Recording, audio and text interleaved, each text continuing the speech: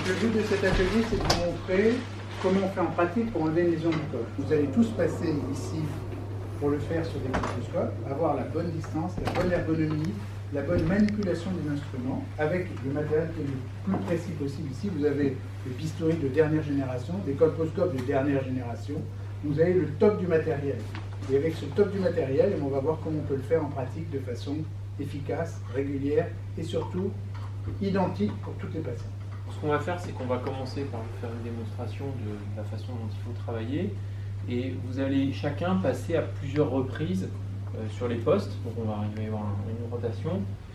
Le geste, il est toujours le même. Je règle mon colposcope, je me mets à bonne distance et surtout, je ne me mets pas en fort grossissement. Ça, c'est important parce que si vous mettez en fort grossissement, vous allez avoir effectivement une bonne vision de la lésion, mais vous n'allez pas avoir une vision périphérique de l'ensemble de la filière génitale. Et c'est important quand on fait un traitement et quand on fait une biopsie, de se donner du champ de profondeur pour avoir une vision de l'ensemble de la cavité. Parce que, comme vous l'a dit Jean-Luc, là on a le vagin, là on a le rectum, là on a la vessie, donc il n'est pas question d'aller faire n'importe quoi.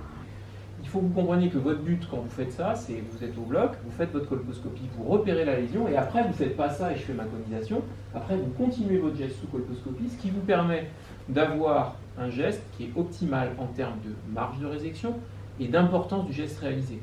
La lésion est grosse, il faudra faire une grosse résection bien sûr. La lésion est petite, on peut faire une petite résection et se limiter à enlever la lésion et que la lésion, et pas enlever un bout de colle en disant on verra bien ce que ça donne. Vous allez voir que c'est pas toujours facile de coordonner ces mouvements et c'est pas toujours facile de trouver la place, de caser la main entre le colposcope et le néovagin de notre modèle. Donc il faut arriver à déporter légèrement sa main et à pas mettre sa main devant l'objectif. Ce qui est une des difficultés de base, on règle le colposcope, et après il faut arriver à trouver comment mettre sa main par rapport à la résection qu'on va faire. Alors je vais essayer de vous montrer ce qu'on peut faire en termes d'exérèse. Donc on règle le colposcope, il faut qu'on soit installé pas mal. Donc on va mettre l'aspiration en route. Et on va se mettre, donc on ne se met pas ici, on ne se met pas là, c'est pas la peine. On va se mettre juste au bord de la zone qu'on veut enlever. On va s'enfoncer pas trop profond s'il n'y a pas besoin d'aller trop profond. On va se déplacer et on va ressortir. Donc en section, on commence à descendre en profondeur.